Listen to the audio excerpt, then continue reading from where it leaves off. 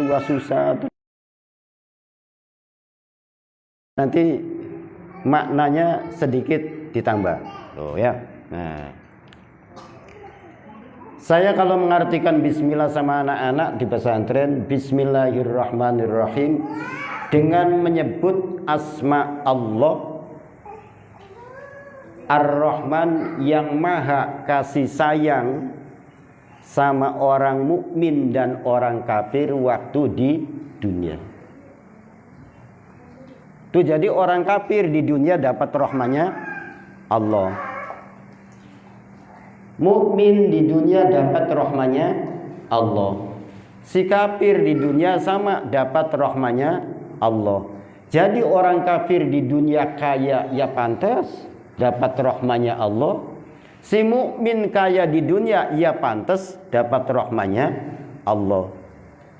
Tetapi si kafir dapat rahmanya Allah itu hanya di dunia. Di akhirat sudah tidak dapat apa-apa. Kalau kita si mukmin dapat rahmanya Allah di dunia ini, ada yang mengatakan itu baru 0,%. Ada yang mengatakan 1%. Jadi kalau kita si mukmin, kita orang mukmin, ada orang mukmin kok kaya. Tuh, andai ada orang mukmin kok kaya, ya nggak apa-apa, itu baru 1%. Nah, kalau ada orang mukmin kok miskin, ya pantas. Orang namanya juga cuma 1%. Loh, kalau si mukmin miskin, ya nggak apa-apa, pantas. Orang cuma baru 1% kok. Itu cuma 1%. Nah, yang luar biasa tidak pantasnya ini, kok ada yang tidak mukmin, ada orang kafir, kok miskin, tidurnya di bawah kolong jembatan, sementara itu sudah 100%. Loh, 100%-nya saja tidurnya di kolong jembatan. Nanti di sana, ya sudah tidak ada urusan apa-apa, di sana tinggal pelung saja. Itu di sana tinggal nyemplung saja. Kalau kita di sana masih banyak harapan karena kita masih punya 99%. Tuh. Dari mana itu 99% itu? Lah itulah diwujudkan dengan Ar-Rahim, Allah yang maha kasih sayang sama si mukmin saja, hanya sama si mukmin kelak di hari kemudian. Tuh, jadi kelak di hari kemudian kita si mukmin mendapat rahimnya Allah. Tuh, kita si mukmin mendapat rahimnya Allah. Kalau si kafir sama sekali tidak mendapatkan rahimnya Allah. Jadi rahimnya Allah itu Allah berikan khusus buat kita mukmin. Lah, maka tuh kalau nanti dicuplik ke sana, di sana itu ada ayat ihdinas siratal mustaqim. Terus di situ maksudnya gimana ini ya? Dijelasin lagi, siratal ladina an'amta alaihim. Nah, itu dijelasin siratal ladina an'amta alaihim. Ada yang mengatakan siratal ladina an'amta alaihim ini itulah jawaban rahimnya Allah kelak di hari kemudian buat kita si mukmin. Tuh, ya. Nah, itu makna supaya ngilangin kesan tadi itu. Kalau kita hanya memahami terjemahnya dengan menyebut nama Allah yang maha pengasih lagi maha penyayang, takut kalau punya pemahaman tuh, takut kalau kita punya pemahaman, kita dari kecil sholat terus, puasa terus, ngaji terus, kok miskin terus. Mendingan dia nggak pernah sholat, nggak pernah apa, tapi kok kaya. Lah itu takut kalau ada pemahaman ke sana. Lah, maka pemahaman yang semacam itu tuh kita rod atau kita jawab dengan cara memaknai bismillah yang semacam itu. Tuh ya. Nah, Bismillahirrahmanirrahim itu baru terjemah. Hukumnya belum nih, hukum membaca bismillahnya belum tuh ya. Hukum membaca bismillahnya apa? Sunat apa makruh apa wajib? Lah belum. Tuh ya, belum. Nah, nanti kalau sedikit penjabarannya sudah tahu, baru nanti dijelaskan masalah hukum membaca bismillah. Nah, Bismillahirrahmanirrahim. Kalau bismillah yang membaca kita para hamba, pasti mempunyai hubungan. Hubungannya dengan apa? Hubungannya dengan sesuatu yang bakal kita hadapi. Kalau kita mau minum berarti bismillah, mau minum. Mudah-mudahan dapat rahmanya Allah, mudah-mudahan dapat rahimnya Allah. Kita mau ke ladang, bismillahirrahmanirrahim, hubungannya ke ladang, mudah-mudahan dapat rahman Allah, mudah-mudahan dapat rahimnya Allah. Kita mau ke kantor, ya sama, bismillah, kita mau ke kantor, dapat rahmannya Allah, dapat rahimnya Allah. Dapat rahmannya Allah dan rahimnya Allah itu gimana maksudnya? Nah, maksudnya kita ke kantor dalam keadaan hati yang tulus, penuh keikhlasan, tuh, penuh keikhlasan, penuh kesantaian, kita berangkat ke kantor. Ibu masak dengan penuh ketulusan, itu dengan bismillahirrahmanirrahim, karena kita mau masak berarti hubungannya dengan masak. Nah, contoh sederhananya, tuh contoh sederhana. Kira-kira kalau ibu mau ke kantor ikhlas, capek enggak Bu? Ke kantor ikhlas capek kan? Ibu ke kantor enggak ikhlas, capek. Ibu sedekah uang tuh ke masjid atau kemana, 100.000, 1 juta, ikhlas, habis. Enggak ikhlas, habis. Hah? Apa memang kalau kita ngasih uang di kancelang masjid 1 juta terus kita enggak ikhlas, balik lagi uangnya? Enggak kan? Tuh, ikhlas ya uang itu habis, kita enggak ikhlas juga uang itu habis. Ibu nyuci baju di keluarga, nyuci baju bapaknya, nyuci baju anak-anaknya. Ibu nyuci baju dengan penuh keikhlasan, ya capek. Enggak ikhlas, capek. Tuh kan? Maka supaya kita bisa ketemu dengan Rahman Rahimnya Allah ini apa? Lah ini maka mari bismillahnya ini kita pakemkan. Tuh. Bismillahnya kita pakemkan. Bismillahnya kayak menjadi konstitusi, bagaikan undang-undang dasar yang sama sekali tidak bisa dirubah, sehingga di situ mempunyai makna tinggi. Nah, jikalau bismillahnya tidak dipakemkan, ya nanti sudah kehidupan kita kayak selama ini. Untung-untung kalau hatinya bisa menjawab. Balik ke kantor, sampai di rumah suami tidak ada, yang suami balik ke kantor pulang di rumah istri tidak ada, giliran ketemu di rumah berantem lagi. Waduh, kok memang hidup pernikahan ini hanya untuk berantem apa ya? Nah kan begitu. Nah ini makanya nih, yuk bismillahnya kita pakemkan. Bismillahnya ini dijadikan bahwa ini adalah undang-undang dasar buat kita. Kita mau berangkat ke kantor, diniatin yang sungguh bahwa kita ke kantor ini itu adalah merupakan suatu pekerjaan kita yang harus kita kerjakan. Kenapa? Karena kita sudah kadung punya hutang janji, sumpah setia dengan undang-undang, mau menjadi pegawainya, ya mau jadi pegawainya negara, tuh mau jadi pegawai negara, jadi ya sudah berangkat ke sana dengan penuh itu. Kalau saya dari dulu Bu, tahadus biniam, saya tidak mau begitu. Dulu waktu tahun 80, 90 lah. Tahun 89 saya pernah ditawarin jadi KUA di Marisa. Tapi saya jawab enggak. Saya tanya waktu itu gaji. Gajinya berapa? 60.000. Enggak, saya enggak mau. Lah, kenapa? Karena saya terus terang setelah saya bakar pikir, saya lebih enak jadi pegawainya Allah daripada jadi pegawainya Pak Jokowi begitu kan. Ya zaman sekarang kan Pak Jokowi.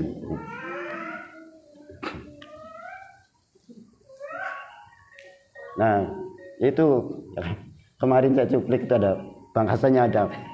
Mas Hasan kemarin ke rumah saya cerita kan. Ya di Marisa kan sekarang banyak istri-istri pakai cadar, ada yang tidak pakai cadar kan gitu. Imam Syafi'i itu sebetulnya yang pakai cadar itu pendapatnya Imam Syafi'i. Dan di Indonesia ini rata-rata madhabnya Imam Syafi'i. Tapi kenapa? Loh, kenapa kok di Indonesia banyak yang tidak pakai cadar? Karena madhabnya Imam Syafi'i itu dari Timur Tengah berangkat ke sini itu lewat India.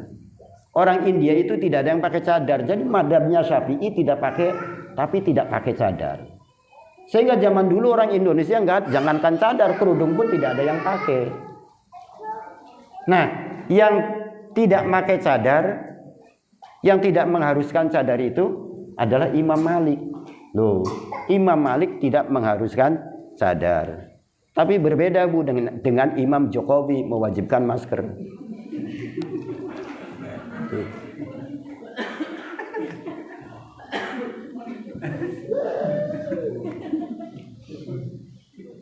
Yusuf.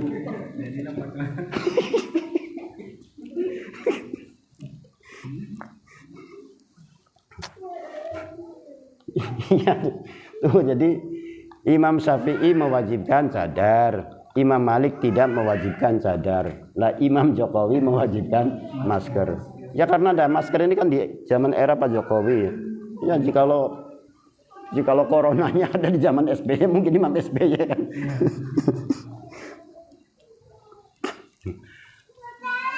Tuh jadi endingnya Ar-Rahman Ar-Rahim itu begitu.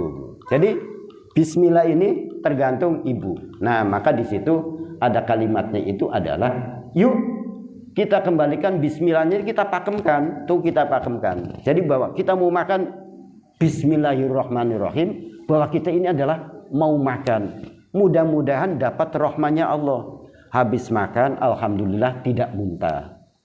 Habis makan alhamdulillah tidak pusing. Habis makan alhamdulillah tidak mual. Habis makan alhamdulillah sehat. Nah, itu yang penting, itu yang pokok itu. Nah, kita kadang kebalikannya, Bu. Mohon maaf. Di zaman sekarang ini orang lebih banyak istighfar daripada muji. Bisa sedikit-sedikit istighfar. Astagfirullahaladzim, astagfirullah. Nah, istighfar terus ya dosa terus kan begitu.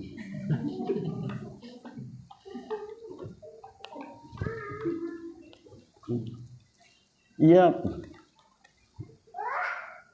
Di rumah pernah ada tamu istri dari wilayah barat sana. Sedikit-sedikit istighfar. Terus akhirnya saya candain, Bunda kalau di rumah sini sering istighfar, tobat terus, tapi giliran pulang nanti sampai di rumah berantem terus. Si Bunda ini nyambung, kok Yai tahu kalau saya di rumah suka berantem sama suami?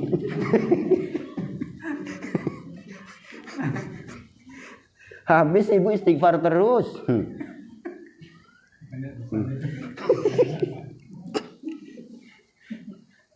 Nah, maka ini zaman sekarang ini tuh ya, jadi insya Allah ngaji ketemu dengan saya, ngajinya rileks, boleh ketawa ibu, boleh tidak, boleh lapar, boleh tidak, boleh bingung, boleh tidak. Jadi karena apa, nanti ngaji dengan saya rileks itu begitu. Jadi kalau ibu ketawa, ibu bingung, ibu susah, ibu sedih, jadi banyak orang cerita di rumah saya, Pak Ustadz, kok saya pusing sekali ya bagus kalau pusing. Kalau ibu pusing bagus, ibu sedih bagus, ibu stres juga ya bagus. Ibunya nanya, emang kenapa Ustadz?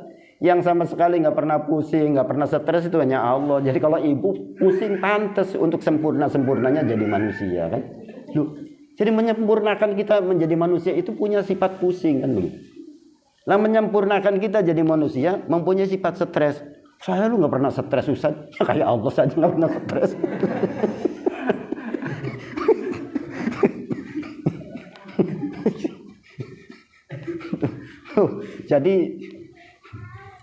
Jadi dinikmatinya tuh enak begitu ibu. Lah maka yang ada di dunia ini adalah untuk bersyukur. Alhamdulillah. Ya kemarin ibu ada anak jatuh, anak santri, orang tuanya ke rumah. Ustaz anak saya habis jatuh, innalillahi ibu alhamdulillah. Ustaz alhamdulillah, ya alhamdulillah ibu tangannya nggak patah kan? Iya nggak patah, ya itu alhamdulillah jatuh tapi kan innalillahi tapi tangannya kan nggak patah. Ya alhamdulillah. Itu jadi lebih banyak kita memuji kepada Allah, maka potensi kita kepada Allah itu lebih dekat. Kalau kedekatan kita kepada Allah makin hari makin dekat, maka potensi kewalian kita itu makin hari makin tinggi. Artinya kasih sayang Allah sama kita itu makin tinggi. Nah maka saya bilang dinikmati saja semua. Ibu punya suami galak, dinikmati dulu. Alhamdulillahirabbil alamin. Ya Allah, kok saya punya suami galak ya. Dinikmati gitu. Nah, Itu dinikmati innalillahi wa inna ilaihi rajiun. Kok punya suami galak sekali, tapi alhamdulillahirabbil alamin. Ternyata galaknya suamiku tidak segalak harimau, kan begitu. Begitu. Jadi supaya nikmat terus begitu. Nah, jadi sehingga nanti di tengah keluarga tuh tingkat berantemnya kecil. Kalau selisih pendapat harus tuh. Jadi di tengah keluarga selisih pendapat harus, ya, harus. Bahkan bila perlu perduain tuh bila perlu perduain atau sunat muakkad itu selisih pendapat di tengah keluarga itu. Enggak selisih pendapatnya enggak gimana? Kalau harus satu pendapat lu jangan pengen satu pendapat. Bukan kur. Emang baca lagu Indonesia Raya Pak satu pendapat? Jadi kalau di rumah jangan satu pendapat. Ibunya, ya mohon maaf, ibu di masalah makanan seleranya pengen pedas. Bapaknya mungkin seleranya pengen asin. Ya nggak apa-apa. Namanya juga bapak, namanya juga ibu, namanya udah beda. Masa seleranya harus sama? Toh sama-sama dipanggil ibu, seleranya nggak sama, apalagi yang dipanggilnya sudah beda. Ada bapak dengan ibu. Otomatis seleranya pasti juga tidak sama. Nah, maka berbedanya itu adalah hebat. Berbedanya itu adalah baik. Yang tidak hebatnya itu berantemnya, gitu. Yang tidak hebat berantemnya. Selisih pendapatnya hebat, bagus, kan gitu. Tuh ya. Bismillahirrahmanirrahim. Tuh.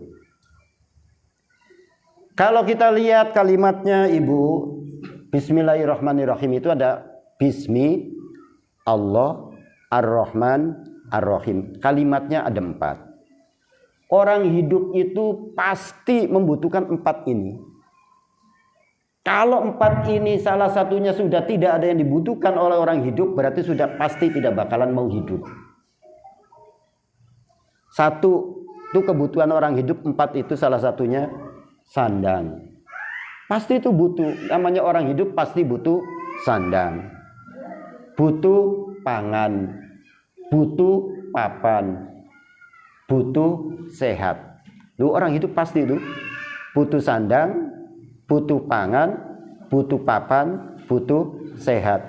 Kalau ibu punya suami di kamar terus, hati-hati itu. Iya, ditanya Pak, pagi di kamar, siang di kamar, sore di kamar, hati-hati, jangan-jangan sakit kan. Nah, buktinya orang sehat itu bisa ke sana kemari. Itu namanya orang sehat, rumusnya begitu. Bisa ke sana, bisa ke sini. Itu rumus sehat. Kok orang sehat di kamar terus? Hati-hati, Bu. Dan jangan marah-marah.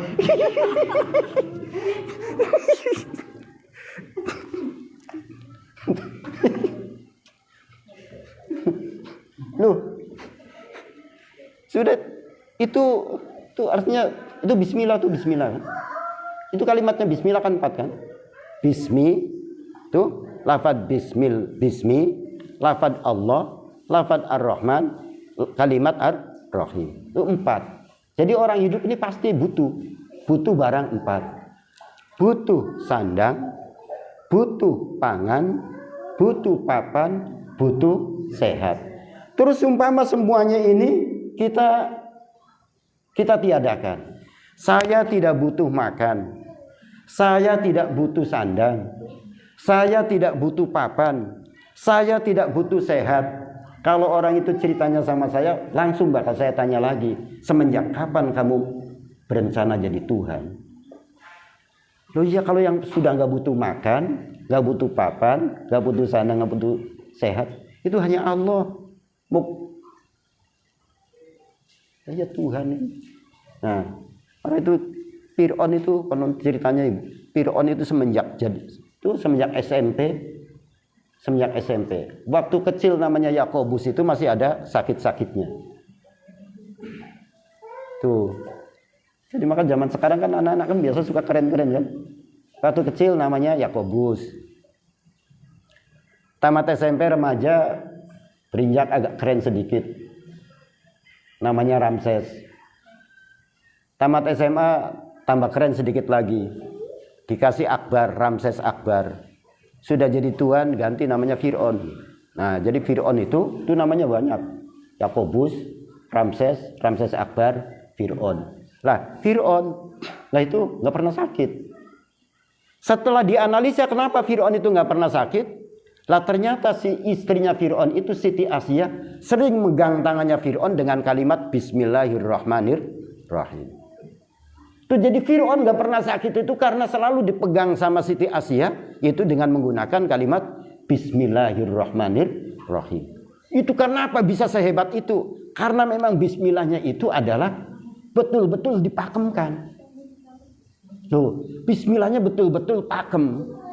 Jadi sehingga lah itu Fir'aun nggak pernah sakit itu karena selalu dipegang sama Siti Asia dengan membacakan kalimat Bismillahirrahmanirrahim. Begitu pula konon ceritanya Luqmanul Hakim. Luqmanul Hakim itu banyak disebut-sebut di Al-Quran seperti di kitab Luqman. Beliau itu bukan seorang nabi. Banyak mengatakan bahwa beliau itu adalah wali. Tapi kenapa Luqmanul Hakim itu sampai disebut di Al-Quran? Saking mulianya kok disebut di Al-Quran.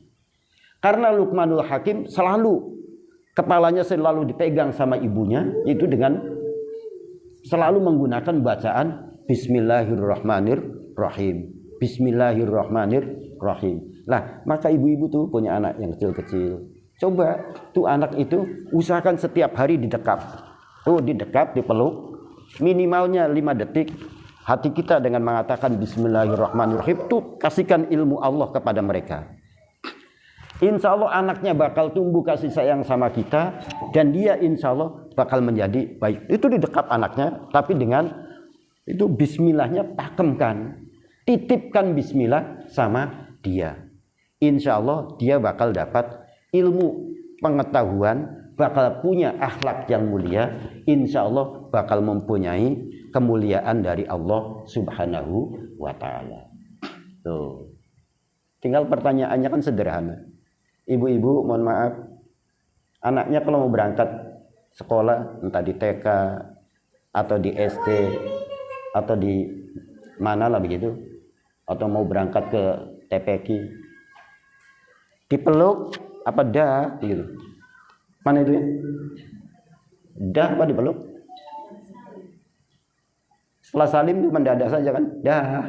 Nah, kalau boleh itu salim, habis salim dipeluk.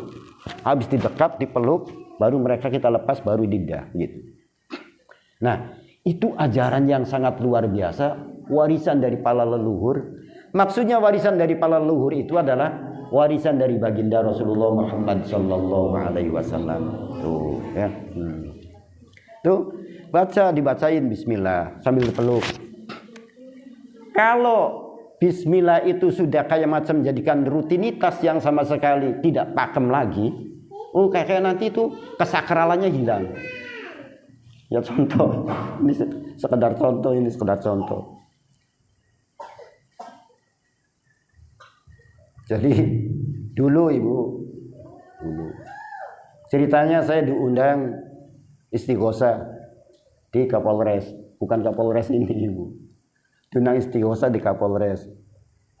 Salah satu bacaan istighosanya itu saya baca ya Allah ya Qadim, ya Allah ya Qadim, terus kesananya ya Qadim, ya Qadim, ya Qadim, banyak sampai 700. Belum nyampe 700 ibu saya baca itu ya Qadim, ya Qadim. Orang Kapolres, boleh Kapolres nyolek punggung.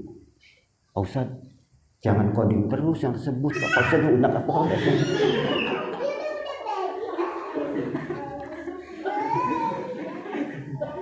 Itu kan tuh. Saya sampai lagi mimpin itu karena saya tukang ketawa. Itu karena itu anggapannya sudah tidak pakem lagi kan.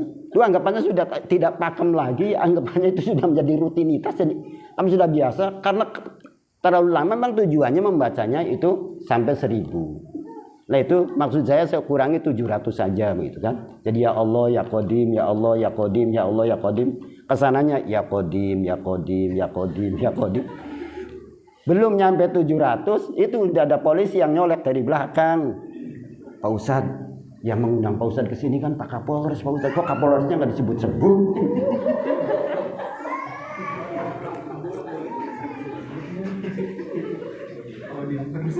Tuh,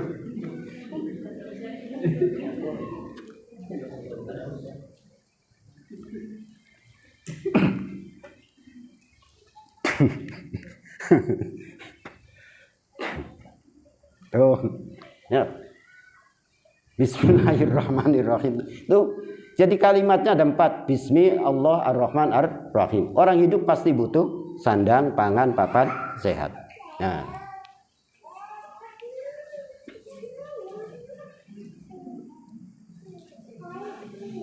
Juga orang hidup itu, Ibu, tidak lepas dari 4 juga. Jiwa, raga, sukma, ilmu. Tuh. Jiwa, raga, sukma, ilmu. Nah, insya Allah dapat punya anak semua kan? Ya, punya anak semua kan? Ini salah satu itu ilmunya Allah Subhanahu wa Ta'ala. Tanpa diajarkan, tanpa dikursuskan, tanpa harus ngundang guru privat dan lain sebagainya. Tapi itu anak ngerti dengan sendirinya. Pernah ibu waktu hamil, yang entah mulai dari 4 bulan sampai 9 bulan, itu perutnya sambil pegang-pegang. Nah, nanti kalau kamu lahir, nanti kalau netek di sini ya. Belum pernah kan kita jadiin begitu?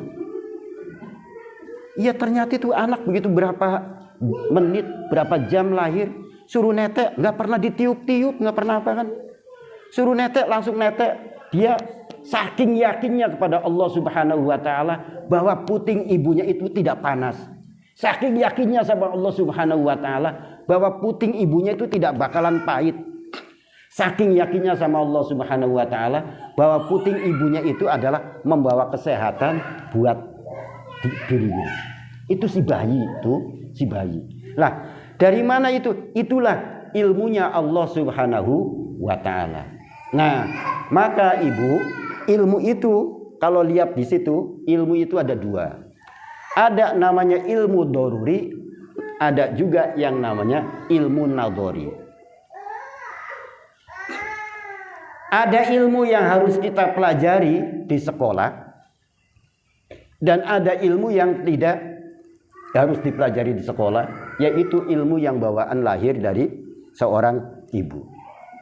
Yang menentukan nasib seseorang itu adalah bukan ilmu sekolah, tetapi yang menentukan nasib seseorang itu adalah ilmu dari ibu.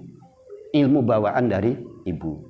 Salah satu bukti, mari dicek. Ini mari dicek. Insya Allah zaman sekarang, kalau kita mau cari sarjana di Marisa, kaya-kaya, setiap rumah yang punya anak dewasa, hampir rata-rata sarjana semua. Itu hampir rata-rata sarjana semua. Kalau ilmu yang dari pendidikan itu yang menentukan nasib seseorang, maka niscaya jika yang satu sarjana agama jadi pakua, maka niscaya sarjana-sarjana agama yang lain pasti bakal jadi pakua semua kan. Loh, ini ada yang satu SAG jadi pakua, yang satu SAG malah jadi om bentor. Yang satu sarjana ekonomi kerja di bank, yang satu sarjana ekonomi jadi tukang nyapu. Loh, itu artinya menunjukkan bahwa ilmu yang didapat dari bangku sekolah itu tidak menentukan nasib seseorang. Yang menentukan nasib seseorang itu adalah ilmu yang dibawa dari rahim sang ibu. Itu yang menentukan nasib seseorang itu adalah itu ilmu yang dibawa oleh dari rahim sang ibu. Itu ilmu yang menentukan tuh itu. Nah itu ketemunya dari mana? Ketemunya dari mana? Lah itu ketemunya dari Bismillahirrahmanirrahim. Karena itu kalimatnya 4. Itu kalimatnya 4. Tuh kalimatnya 4. Itu orang hidup pasti sandang, pangan, papan, ilmu. Dan orang hidup pasti butuh tuh jiwa, raga, sukma, ilmu. Nah, ilmu ada yang harus dicari, ada yang tidak harus dicari. Tapi kedua-duanya ini tidak bisa lepas antara ilmu dari ibu dan juga ilmu yang dicari. Karena apa? Karena pemerintah sehebat apapun itu orang, kalau tidak punya legalitas, ilmu dari bangku pendidikan sama tidak bakalan diterima oleh pemerintah. Nah, maka dua-duanya itu adalah wajib untuk dicari. Nah, maka disitulah kita kembali nanti ketemu dengan Allah, namanya Rabbul Aulad. Tuh, ya. Jadi Allah itu Rabbul Aulad, yang membikin anak, yang membikin bayi. Itu adalah Allah Rabbul Aulad. Nah, terus memang bapak-bapak bilang aku yang bikin. Kita nggak pernah bikin, kita cuma gesak-gesaknya doang gitu. Yang bikin itu Allah Subhanahu wa Ta'ala. Kalau memang hubungan badan kita itu yang menentukan bahwa itu jadi anak, ya mohon maaf. Oh, kita mungkin anaknya paling sedikit 100. Kalau setiap hubungan badan pasti bakal jadi anak, maka rata-rata anak kita paling sedikit itu 100. Nah, maka itu salah satu wujud untuk menjawab bahwa yang membikin anak itu adalah bukan kita. Tuh. Yang membikin anak itu adalah Allah Rabbul Aulad, Allah yang membikin aulad. Tetapi yang paling berat itu adalah kita. Tuh, karena kita mendapat estafet dari Allah, nih anaknya sudah aku bikinkan, kamu tuh guru-guru harus ngajar. Lah maka disitulah kewajibannya orang pinter ngajar umat manusia.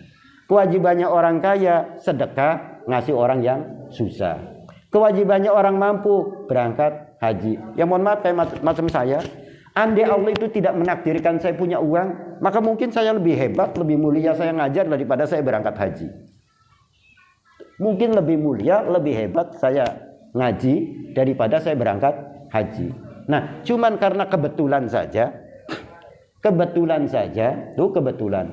dikasih rizki oleh Allah bisa untuk berangkat haji, cuman itu cuman kebetulan saja kan begitu. Kebetulan saja hanya untuk melengkapi pantas-pantas jadi manusia. Tuh ya.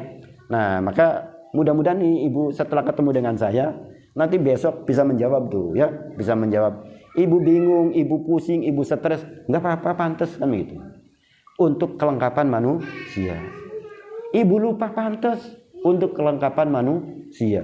Coba kalau kita nggak dikasih lupa sama Allah. Dulu waktu kecil pernah jatuh dari motor, kepleset di sumur. Kalau itu nggak hilang-hilang, trauma terus itu. Nah, itulah nikmatnya jadi manusia. Tuh, nikmatnya jadi manusia. Nah,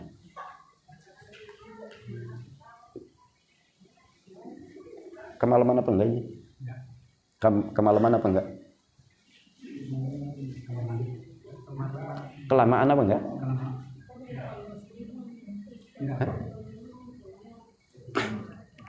Hah? Masih boleh? Masih boleh. Boleh?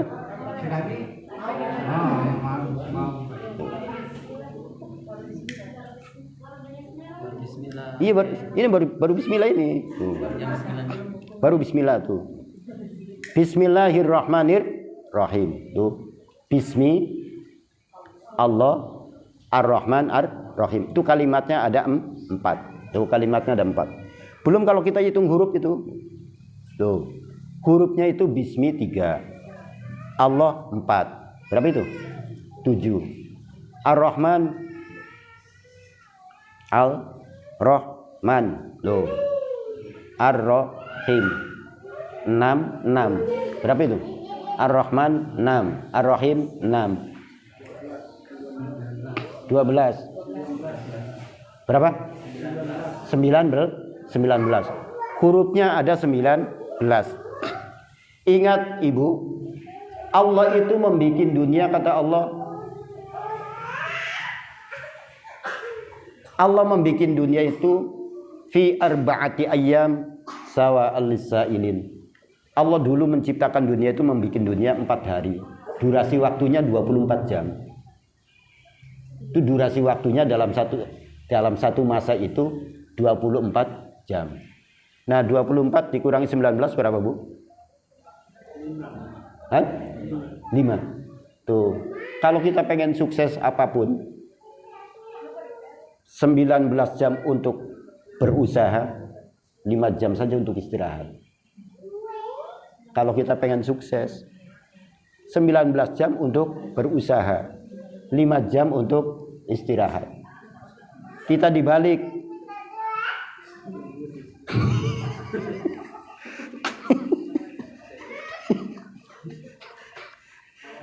Loh ya kan? Kita dibalik kan? Mestinya 19 jam untuk berkarya, untuk berusaha, 5 jam saja untuk istirahat. Tapi kita dibalik, 19 jam untuk istirahat. Berusaha hanya 5 jam. Kalau ditanya 5 jam lu katik pengen sukses, ya pengen ketemu dari mana kan? Loh. Nah, itu kalau ngelihat pakai logika kita. Nah, maka kita hidup ini, yuk kita punya logika, tapi jangan semuanya itu logika kita itu kita pakai buat menyimpulkan kita. Nah, logikanya itu boleh kita selalu ada, tapi jangan dipakai untuk menyimpulkan masalah kehidupan kita. Nah, karena nanti banyak sesuatu yang tidak bisa dilogika oleh kita, kan begitu. Tuh.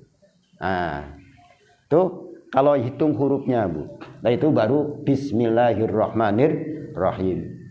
Kalau ibu pengen tahu Allah ini detik ini mau bikin apa, yuk pahami huruf Ar-Rahmanir-Rahim, itu ada 6. Nanti ibu saya ajak keluar kalau mata rembulannya itu. Nah, di situ Ar-Rahim sama, itu ada 6. Nanti saya kasih unjuk, di sebelah sana ada bintang 6, yang di sebelah sana juga ada bintang yang 6. Lah itulah yang diisyaratkan di surat yang lain, yaitu was-sama'i dzatil buruj. Nah, itu diisyaratkan di surat Al-Buruj, was-sama'i dzatil buruj, demi zat Allah yang mempunyai bintang 12 yang selalu berputar di situ, itu melihat qada-qadar Allah Subhanahu wa taala buat para makhluknya. Itu dari bintang itu bisa dilihat. Nah, cuman itu hanya orang-orang yang ahli mukasyafah. Nah, itu yang bisa melihat itu orang-orang yang ahli mukasyafah. Karena itu ahli, maka membutuhkan belajar. Artinya kalau kita belajar pasti itu bakal bisa. Tuh, kalau kita mau belajar itu pasti bakal bisa. Tuh, Bismillahirrahmanirrahim. Hukumnya belum ini, Ibu. Tuh baru kalimatnya 4. Hurufnya ada 19. Hikmahnya kalimatnya 4 itu kayak macam tadi. Secara garis besarnya kita orang hidup pasti butuh sandang, pangan, papan. Secara garis besarnya jiwa, raga, sukma, ilmu. Secara garis besarnya. Dan itu sebetulnya masih bisa diurai lagi begitu kan. Nah itu yang semua itu jika hubungannya dengan kita makhluk. Yang semuanya itu jika hubungannya dengan kita dengan hamba. Lah, maka yang paling enak itu adalah yang nikmat kita jadi hamba. Lah itu mulai malam ini sampai seterusnya, yuk kita perbanyak memuji kepada Allah. Jangan istighfar terus. Tuh, jangan istighfar terus. Saya tak harus biniam, Ibu. Kalau istighfar itu saya paling cuma 1 kali. Kalau maghrib 1 kali, subuh 1 kali. Saling banyak. Jadi istighfar itu 1 hari saya bikin cuma 70 saja. 70 kali saja, jadi tidak pernah lebih 70 saja. Tapi kalau saya memuji kepada Allah, saya tidak pernah saya batasi. Saya usahakan, saya selalu belajar memuji kepada Allah. Saya selalu belajar bersyukur kepada Allah. Karena apa? Mohon maaf, Ibu. Cerita lain. Kalau orang zina, orang pemabok, orang syirik kepada Allah, ujungnya itu, kalau Allah tidak mengampuni, dia bakal neraka. Tapi kalau Allah mengampuni, berarti dia bakal ke surga. Tapi ini ada yang lupa nih, padahal ini pakem sekali, padahal ini adalah yang betul-betul undang-undang dasarnya gitu. Tapi kita sering dilupakan. Bersyukur. Itu bersyukur, memuji kepada Allah dan bersyukur. Itu tidak ada istisna, tidak ada pengecualian. Ayatnya katanya orangnya hafal semua itu, ustaz-ustaz hafal. La in syakartum la azidannakum wala in kafartum inna adzabi lasyadid. Tuh kata Allah, wala in kafartum inna adzabi lasyadid. Kalau kamu tidak mau bersyukur kepada aku, siksaku lebih bahaya. Siksaku lebih berat. Tidak ada istisna, tidak ada pengecualian. Tapi kalau orang zina ada pengecualian. Intaba, kata Allah. Kalau dia tobat, aku terima tobatnya, masuk surga. Tapi kalau orang bersyukur, kalau dia tidak bersyukur, tidak ada pengecualian. Nah, maka mari kita analisa di kehidupan kita umat manusia. Ada nggak pengusaha yang bangkrut? Loh, saya sering cerita sama orang-orang kontraktor. Nih, rahasia Tuhan. Kalau kita panen padi, kita panen jagung, kita tidak zakat, berkahnya dikurangi oleh Allah. Panennya tetap aja kan? Tapi tidak kita keluarkan zakatnya, berkahnya dikurangi oleh Allah. Nah, tetapi ayat lain tidak menyebutkan zakatnya ayam petelur itu berapa ya? Nggak ada. Zakatnya ayam horen berapa? Nggak ada. Zakatnya kontraktor berapa? Nggak ada. Tuh, nggak ada zakatnya kontraktor. Berapa? Yang ada itu orang hanya menghitung standar zakatnya jual beli 2% setengah. Kontraktor nggak ada standar zakatnya 2% setengah, nggak ada. Nah, tetapi Allah kasih warning itu, kalau masalah zakat, Allah kalimatnya khudh min amwalihim shadaqatan tutahhiruhum. Ambillah zakatnya biar untuk membersihkan. Itu kalimatnya begitu. Artinya kalau tidak bersih berarti berkahnya kurang. Tapi ayat yang lain, wa anfiqu fi sabilillahi wa la tulqu bi aidikum. Ini ayat ini perintah buat orang-orang peternak ayam, petelur, ayam pedaging, kontraktor, penambang dan lain sebagainya. Lah itu warning ayatnya tuh khud. Nah, wa anfiqu fi sabilillah. Kalian harus mengeluarkan untuk sabilillah, jumlahnya sekian. Tuh harus sering-sering mengeluarkan sabilillah. Kalau kita tidak sedekah, kata Allah, wala tulqu bi aidikum, ingat sebentar lagi kalau aku kasih bangkrut. Tuh kata Allah begitu. Nah, maka kalau yang namanya kontraktor bangkrut sudah dari zaman dulu banyak. Para pengusaha ayam bangkrut banyak. Para pengusaha telur bangkrut banyak. Tapi orang panen padi, sawahnya langsung dijual, jarang terjadi. Memang di sini ada orang habis panen sawahnya dijual karena nggak zakat. Nggak ada tuh. Cuman berkah dikurangi. Nah, itu ayat tuh. Itu perintah ayat begitu. Nah, perintah ayatnya semacam itu. Nah, tetapi itu ustadz itu kadang lupa di situ. Nah, udah istighfar yang banyak. Syukuri sih. Terus nggak apa-apa nggak syukur sih. Nah, sementara itu di situ kalau kita istighfar, nah kalau kita ini itu banyak ada mustasnaya, ada istisna, ada pengecualian. Orang berzina, kalau kamu tidak mau tobat, tapi kalau tobat diampuni. Nah, tapi kalau orang tidak mau bersyukur, tuh. Nah, karena la in syakartum la azidannakum. Wala in kafartum, kalau kamu tidak mau bersyukur mengkufuri, inna adabi lasadid, siksaku lebih besar. Tuh, bingung kan? Ya. Anggapannya jadi saya setiap ngaji Bu, setiap ngaji karena dianggapnya pahamnya baru mungkin ya. Dianggapnya pemahamannya baru. Nah, jadi sebetulnya itulah versinya ayat itu semacam itu. Nah, jadi insya Allah Ibu, nah sekedar untuk ngawali perkenalan, jadi malam hari ini sampai itu dulu. Nanti silakan waktunya kita atur mau bikin berapa bulan sekali. Nah nanti insya Allah Ibu tidak harus ke sana, nanti saya yang ke sini. Tapi kalau mau bergabung sama Paskas nggak apa-apa. Jadi rombongan Paskas itu setiap bulan ke sana. Satu bulan 2 kali rombongan Paskas ke sana. Nah, tapi kalau nggak itu saya nggak apa-apa, nanti saya kesini. Mau sebulan 2 kali, mau 1 bulan sekali, mau 2 bulan sekali. Yang penting diniati bahwa kita adalah mau taklim. Kenapa? Karena kata hadis itu kan man salaka thoriqon. Loh. Kata Nabi, barang siapa yang melewat untuk mencari ilmu, sahalallahu thoriqon ilal jannah. Kalau kita diniatin mencari ilmu, maka Allah memudahkan jalan buat ke surga. Ibu diniatin mengaji, diniatin mencari ilmu, mohon maaf, ngajinya targetnya 1 bulan sekali kan, umpamanya tanggal 15, tuh tanggal 15 ngaji. Di tanggal 14 meninggal, umpama. Kita itu dicatatnya oleh Allah orang yang masih dalam keadaan mengaji. Hukum matinya mati syahid. Matinya mati syahid. Enak masuk surga kan? Jadi pengen masuk surga gampang, tidak harus bikin bom, mati syahid kan? Iya, tidak harus bikin bom kan, cukup ngaji saja kan begitu.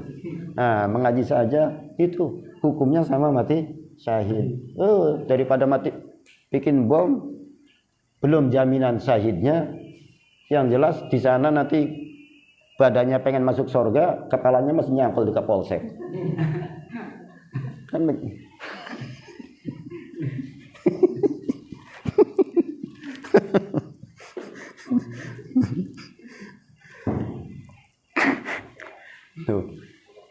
Bismillahirrahmanirrahim. Jadi ingat sekali lagi, bismillah yang sama sekali tidak membutuhkan hubungan apa-apa itu adalah bismillah yang redaksinya Allah buat Allah. Tetapi kalau bismillah yang redaksinya Allah buat kita, pasti membutuhkan hubungan. Hubungannya dengan apa? Ya dengan apa saja. Sesuatu yang kita kerjakan. Nah, yang terakhir Bu, hukum membaca bismillah. Itu kan hukumnya kan? Ya. Nah, tadi hikmahnya sudah, keutamanya sudah.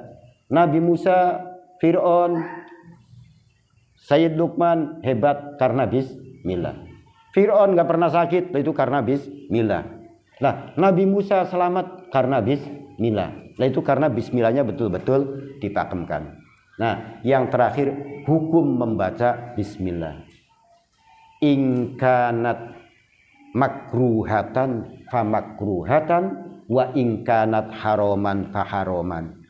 Membaca bismillah itu kalau sesuatu yang kita kerjakannya itu adalah sesuatu yang makruh, maka membaca bismillahnya makruh. Kalau sesuatu yang kita kerjakannya itu adalah haram, maka membaca bismillahnya itu adalah haram. Tapi wabil khusus seperti di kitab Makulatul Asyar, kalau orang mau minum khamr membaca bismillah, ada salah satu pendapatnya Imam Yusuf As-Sanusi bahwa membaca bismillahnya orang mau minum khamr itu wiko alal kufri. Tuh, jadi jatuh pada kekafiran katanya itu. Jadi orang mau minum arak, orang mau minum apa bismillah dulu, itu langsung murtad katanya itu. Itu kata pendapatnya Imam Yusuf. Nah, kapan itu bismillah disunatkannya? Nah, disunatkan membaca bismillah itu dikala kita mau bekerja. Kecuali kata di bahasa kitab kuning, kecuali pekerjaan-pekerjaan yang safa sivil umur. Safa sivil umur itu kayak seperti membersihin kloset apa begitu. Tuh, jadi dikala kita lagi gosok-gosok kloset, di situ jangan bismillah terus. Tuh. Itu lagi gosok kloset, di situ bismillahirrahmanirrahim. Nah, membaca bismillahnya tadi sebelum masuk ke toilet. Sebelum masuk toilet, bismillahirrahmanirrahim, kita mau membersihkan kloset. Atau kita punya kandang sapi, kita punya kandang kambing, kita punya kandang ayam, mau membersihkan kotoran sapi, kotoran ayam, kotoran kambing, kita di situ masuk. Maka masuk membaca bismillahnya ini sebelum kita masuk, kita membaca bismillah. Dikala kita lagi ngorek-ngorek kotoran ayam, kotoran sapi, kotoran kambing, kita jangan baca bismillah. Kenapa? Karena itu nanti bismillahnya itu tidak pakem lagi. Nah, bismillahnya tidak pakem lagi. Supaya bismillahnya pakem, nah itu maka dibaca sebelum bekerja. Tuh begitu ya. Tuh, jadi hukum membaca bismillah. Tuh.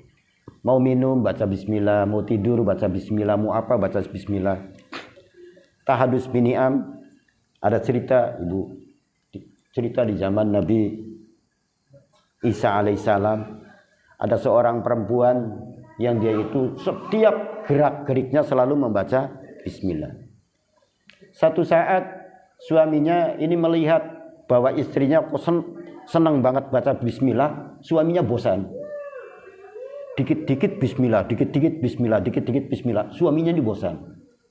Sehingga satu saat istrinya keluar, suaminya juga keluar. Pintunya dikunci. Sementara kuncinya ini sama suaminya dilempar di dalam sumur. Si perempuan ini begitu pulang, naik ke rumah, slotnya dipegang dengan mengucapkan bismillahirrahmanirrahim. Lalu itu pintunya langsung buka. Begitu pintunya sudah terbuka, suaminya datang kaget. Loh, kok dia sudah ada di dalam? Sementara kuncinya saya lempar ke dalam sumur. Baru suaminya tanya, "Dek, kok kamu sudah ada di dalam, gimana ini?" "Iya mas, saya kan tadi pulang, karena saya salam-salam tidak ada yang menjawab. Ya udah, saya bismillahirrahmanirrahim buka, masuk ke rumah. Nah itu saya baca bismillah." Jadi membuka itu, lah itu bagaikan bismillah itu bisa jadi kunci C kan? Ya, itu bagaikan kunci T kan? Iya, itu para curamor saja nggak punya kunci asli bisa membuka motor kan begitu. Nah, maka dengan bismillah, lah itu banyak sekali kehebatan, keistimewaan bismillah. Nah, dari itu ibu titip yang masih punya anak, kali itu rajin-rajin baca bismillah, Fatihah buat anak-anaknya tiap hari jangan kurang. Usahakan kalau bismillah sehabis asar baca 313 bismillahirrahmanirrahim, bismillahirrahmanirrahim, bismillahirrahmanirrahim. Doain anaknya lewat bismillah. Jangan dimarahin terus. Kalau marah nggak nyelesain masalah. Doa insya Allah menyelesaikan masalah. Kalau marah, anaknya bosan, kitanya capek. Sama ibu-ibu kalau ngajarin anak, sekali nggak bisa, 2 kali nggak bisa, 3 kali nggak bisa, berhenti. Jangan pengen ke-4 kali. Nah, contoh sekedar contoh. Anaknya diajarin ulaika ala, anaknya suruh baca panjang ulaika, bacanya ulaika, panjang ulaika, ulaika. 2, 3 kali, ke-4 kalinya ibu marah. Ke-4 kalinya suaranya keras, ke-5 kalinya pengen nyubit, ke-6 kalinya pengen mukul. Nah, maka kalau ngajarin anak, ngajarin cucu, kalau memang sudah 3 kali anaknya belum bisa, sudah berhenti. Berhenti, kembalilah kepada Allah. Bismillahirrahmanirrahim. Kita doakan anak ini mudah-mudahan dapat hidayah. Karena hakikatnya hidayah itu adalah bukan milik kita, bukan milik orang tua, bukan milik guru, bukan milik kiai. Hakikatnya hidayah itu adalah sungguh milik Allah Subhanahu wa ta'ala. Cerita hidayah sedikit, Bu. Nah, cerita hidayah sedikit. Saya dulu ke Yordan, tujuan saya mau ke Suriah. Di Yordan saya ketemu dengan seorang ibu. Dia hafal Quran 30 juz beserta tafsirnya, hafal Riyadhus Shalihin. Dia cerita sama saya pernah membaca kitab Ihya Ulumuddin 50 kali. Bayangin tuh, baca kitab Ihya Ulumuddin 50 kali. Quran hafal di luar kepala, tafsir Jalalain hafal di luar kepala, Riyadhus Shalihin hafal. Pas istirahat di Yordan, sama-sama mau masuk ke hotel, kita bantu turunin barang-barangnya. Ada salah satu barang yang mau dia bawa sendiri, yang mau dia tenteng sendiri. Pas mau ngambil tentengan barang itu, kalungnya terjatuh. Ternyata kalungnya terjatuh, bandul kalungnya itu salib. Si ibu ini bandul kalungnya salib. Nah, sudah kita antar dulu. Kalau di kamar apa sudah selesai. Akhir ibu itu telepon, yuk kita cerita di lobi. Nah, akhirnya pada keluar di lobi. Setelah cerita di lobi, kita tanya, ibu itu ternyata kebangsanya Jerman. Tapi beliau ini hafal Quran, hafal hadis, hafal apa. Saya tanya, beliau belum punya agama, belum ada hidayah. Tuh, jadi kita ditakdirkan oleh Allah Subhanahu wa ta'ala menjadi orang yang sudah mau ruku, sudah mau sujud. Ini adalah suatu yang hal luar biasa sekali. Itu adalah hidayah dari Allah Subhanahu wa ta'ala. Bayangin itu, ibu yang hafal Quran 30 juz karena hidayah belum ada, karena hidayah belum datang, itu sama sekali belum kenal sujud, belum kenal apa, padahal hafal Al-Quran. Itu faktornya kalau belum ada hidayah. Nah, tinggal yuk kita syukuri, kita bersyukur kepada Allah. Kita tidak hafal Quran. Jangankan Al-Quran, Yasin pun kita tidak hafal. Kadang jangankan Yasin, ayat kursi pun kita tidak hafal. Jangankan ayat kursi, baca surat Ikhlas pun kita masih terbata-bata. Tapi kita bersyukurlah yuk kepada Allah Subhanahu wa taala. Alhamdulillah kita ditakdirkan oleh Allah jadi orang yang mau ruku, ditakdirkan oleh Allah jadi orang mau sujud. Walau sholat kita bolong mau apa, daripada rapat semua mendingan bolong kan gitu. Ya daripada rapat semua mendingan bolong-bolong kan. Nah, yang jelas kita ditakdirkan oleh Allah, alhamdulillah jadi orang yang bisa ruku dan sujud. Nah, kuncinya yang penting yuk kita pandai-pandai bersyukur kepada Allah Subhanahu wa taala. Tuh, jadi gak bakalan ada henti-hentinya kalau kita syukur. Ketemu terus tuh kan. Ibarat ibu keluar dari sini kecangkul paku, alhamdulillah, innalillahi wa inna ilaihi rajiun. Alhamdulillah yang kecangkul cuman baju, bukan kulit kita. Kalaupun kulit yang kecangkul, alhamdulillah yang kecangkul cuman sedikit. Untung nggak semua kan gitu. Anda semua tetap masih ada ruang untuk memuji pada Allah. Alhamdulillah, kok pas ke rumah sakit dokternya ada. Dokternya tidak ada. Alhamdulillah, kok obatnya ada. Coba Anda kan, kita tidak bersyukur kepada Allah. Sudah kecangkol, kena kulit, pas di rumah sakit dokternya tidak ada, atau dokternya ada, obatnya mahal, tidak kebeli. Pas mau beli uangnya hilang. Kan. Nah, maka alhamdulillah kita bersyukur kepada Allah, bersyukur kepada Allah, ya. Nah, jadi sehingga ibu, adik-adik semua ibu punya anak centil, punya anak cerewet, punya suami galak, punya tetangga galak, dinikmati. Karena itu adalah menjadi kesempurnaan buat kita. Alhamdulillahirabbil alamin, yang galak bukan saya. Alhamdulillahirabbil alamin, yang cerewet bukan saya, cuman tetangga kan gitu. Alhamdulillahirabbil alamin, yang nakal bukan. Nah, tuh dinikmati saja. Alhamdulillah dinikmati. Nah, sehingga saya tahadus bini'am ibu. Dengan cara itu saya udah punya cucu 3. Saya udah punya cucu 3. Sampai hari ini saya duduk di sini, saya pamerin sama ibu-ibu, saya belum pernah bertengkar dengan istri. Saya belum pernah bertengkar dengan istri, saya belum pernah marah-marahan dengan istri. Kalau istri selisih pendapat, ngajak bertengkar, saya bilang, "Mi, saya ke masjid dulu ya."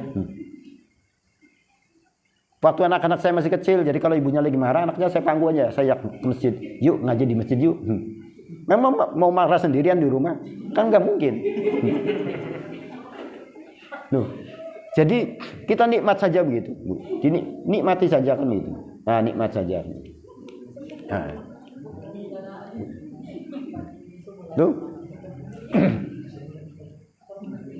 Tuh, ya. Dinikmati kan. Nah, supaya ya namanya orang hidup. Jadi namanya orang hidup kan begitu. Ya orang hidup, ya orang lagi capek kerja, marah kan pantas kan begitu. Jadi istri saya lagi nyuci, habis masak apa, terus kelihatannya capek, marah. Saya bilang ya nggak apa-apa. Nanti terakhir kadang suka saya omongin, nggak ada lagi Mi. Kadang tensinya naik, kadang langsung turun gitu kan. Itu kalau saya tanya begitu.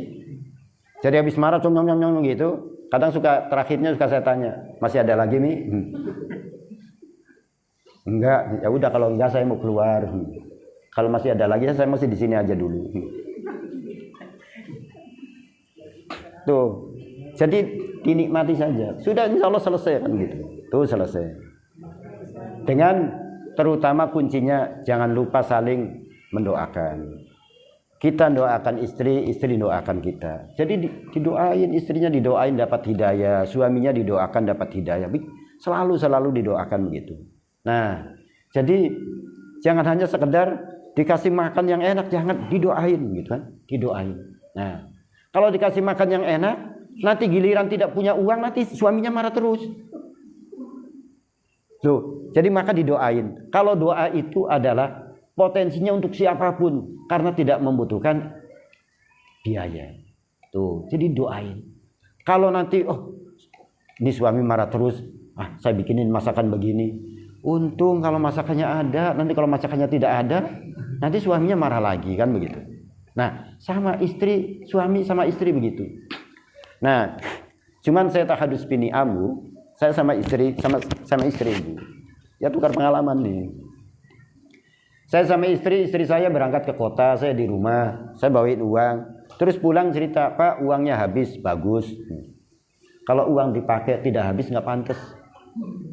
Tuh, yang pantas itu kalau punya uang dipakai habis. Itu yang pantas kan begitu. Kalau uang dipakai nggak habis nggak pantas. Tuh, ya.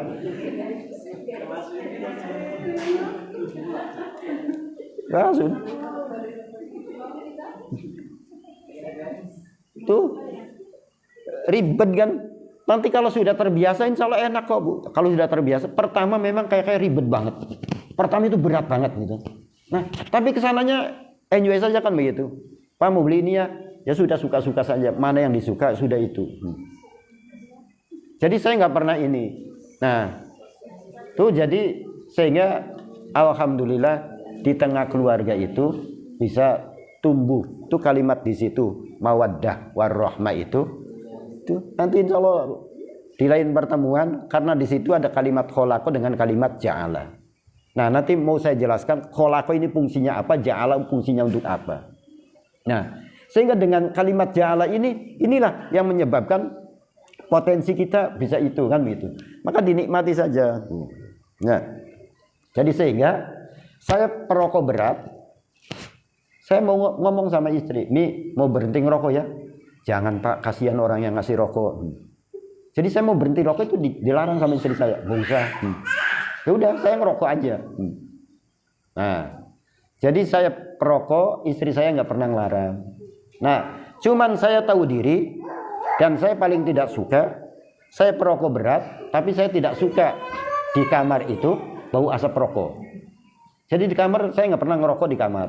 Jadi saya nggak pernah ngerokok di kamar, saya nggak pernah ngerokok di masjid, saya nggak pernah ngerokok kalau lagi ngajar. Nah itu jadi di 3 tempat itu saya nggak mau ngerokok. Lagi ngajar ngerokok, besok rokok enggak. Atau di masjid, besok rokok juga enggak. Atau di kamar enggak. Nah itu yang selalu saya jaga. Jadi sehingga tuh keharmonisan keluarga selalu tumbuh. Oh ya, yuk titip. Tuh yang anaknya baru 1, baru 2 tuh ya. Udah selisih pendapat di tengah keluarga hal wajar. Tapi jangan digede-gedein. Tuh, namanya juga bapak, yang itu istri kan. Namanya aja udah beda, pasti pendapatnya berbeda. Namanya saja berbeda, pasti seleranya berbeda. Untuk ketemu sama nggak bakalan ketemu. Tuh ya, untuk ketemu sama nggak bakalan ketemu. Sehingga saya punya istilah, dulu yang salah itu kalau bikin salah-salahan, ya salahnya Allah sendiri. Tuh ya, salahnya Allah sendiri kasih turun ke alam dunia itu Nabi Adam bukan dengan Nabi Harun. Hah? Iya kan Allah kasih turun pertama itu kan Nabi Adam bukan dengan Nabi Harun, tapi Nabi Adam dengan Siti Hawa. Lu udah beda kan? Adam dengan Hawa. Udah beda, maka dari zaman dulu potensi untuk perbedaan itu sudah dari zaman dulu Allah ciptakan untuk kita. Tuh jadi dinikmati saja tuh. Ya, ibu dinikmati kan begitu. Ya kalau seumpama nih yang bapak-bapak kita di Marisa istri masaknya terlalu asin, ya nggak apa-apa kan orang dekat laut, ya pantas asin kan begitu. Ya dekat laut jadi masaknya asin ya pantas kan begitu. Ya nggak, ya udah dinikmati saja kan begitu ya. Nah jadi sehingga potensi untuk ini kecil. Nah terima kasih ibu, terima kasih adik-adik semua. Untuk malam ini saya belum ngasih tanya jawab dulu. Nanti malam di pertemuan berikut saya kasih ruang untuk tanya jawab apapun begitu kan. Yang penting pertanyaan itu mudah-mudahan bermaslahat buat semua, wabil khusus buat dirinya pribadi kan. Nah, Contoh Bu, sekedar contoh. Ya. Artinya bikin pertanyaan masalah kewanitaan boleh. Atau kok orang kelihatannya hidup kok pada damai, sejuk, apa ya? Nah, tipsnya boleh kan begitu. Nah, nanti insya Allah di pertemuan berikut. Nah, untuk mukaddimah belum ada paslun, belum ada pasal, tuh ya. Nah, mukaddimah itu nggak ada pasalnya. Nah, di mukaddimah nggak ada pasal dari zaman dulu tuh, ya. Nah, jadi insya Allah malam ini mukaddimah dulu. Saya anggap selesai saja ya keterangan Bismillahnya tuh. Bismillahirrahmanirrahim. Ingat bahwa Bismillahirrahmanirrahim itu adalah redaksinya Allah, buat Allah, sama sekali tidak ada hubungannya dengan apa-apa. Kalau Bismillah yang kita ucapkan pasti redaksi dari Allah buat kita, pasti itu mempunyai hubungan dengan yang lain, atau makan, atau tidur, atau kerja, atau apapun lah sudah. Nah, tuh. Yang pertama kalimatnya Bismillah 4. Ingat, orang hidup pasti butuh 4. Orang hidup pasti butuh 4. Dan ingat kalimatnya, hurufnya Bismillah ada 19. Durasi waktu itu hanya 24 jam. Jadi kalau kita pengen sukses, yaitu 24 dikurangi 19, yaitu 5. Usahakan 19 jam untuk bekerja, 5 jam saja untuk istirahat. Kalau mau dibalik juga ya boleh, 19 jam untuk istirahat, 5 jam saja untuk bekerja. Sama-sama punya efek, sama-sama ada efeknya kan begitu. Jadi insya Allah itu saja dulu. Terima kasih. Wallahul muwaffiq ila aqwamit thoriq. Wassalamualaikum warahmatullahi wabarakatuh. Alhamdulillahirabbil alamin. Kita bisa berkumpul di tempat ini. Mudah-mudahan Allah senantiasa mengampuni dosa-dosa kita, dan mudah-mudahan Allah senantiasa mencatat kita orang yang senang belajar ilmu, dan mudah-mudahan Allah senantiasa memudahkan jalan urusan kita, dan mudah-mudahan Allah senantiasa menambah jalan rizki kita, dan mudah-mudahan Allah senantiasa menambah keberkahan rizki kita. Ini sudah pada haji belum ini? Sudah pada haji belum? Kalau belum haji baca ayat kursi 313. Oh, itu. Baca ayat kursi 313.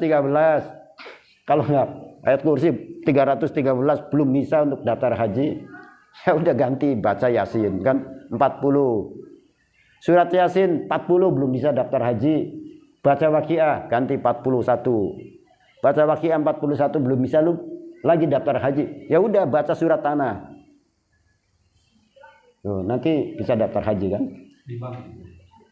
Surat Tanahnya di bank. Oh ya. Baca surat Tanah kan sertifikat dijual. Makasih. Assalamualaikum warahmatullahi wabarakatuh.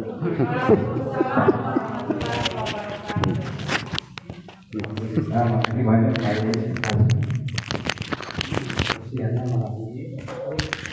Mungkin saya tidak bisa menyimpulkan apa yang kita dengar, semoga ini bermanfaat bagi kita sekalian, dan ini dapat kita bawa pulang ke rumah masing-masing, dan ini menjadi amalan kita dalam rangka untuk mendekatkan diri pada Allah Subhanahu wa Ta'ala. Ini ya Rabbal Alamin. Dan selanjutnya saya nanti serahkan ke ibu-ibu saja, meskipun baiknya 1 bulan 1 kali atau seperti apa, nanti bisa difasilitasi dulu itu ya, kapan waktu bisa dijadwalkan kembali di bulan depan, atau ada 1 bulan 2 kali atau 1 bulan 1 kali juga tidak apa. Nanti saya bisa membantu untuk mengkomunikasikan ke Pak Kiai, atau bisa juga nanti ibu-ibu komunikasi dengan Pak Kiai. Demikian mungkin untuk malam ini. Nanti insya Allah kita akan bertemu di pertemuan selanjutnya. Assalamualaikum warahmatullahi wabarakatuh. Waalaikumsalam warahmatullahi wabarakatuh. Yang jelas Bun, jangan pengen seminggu sekali. Kalau seminggu sekali, insya Allah sayangnya yang mungkin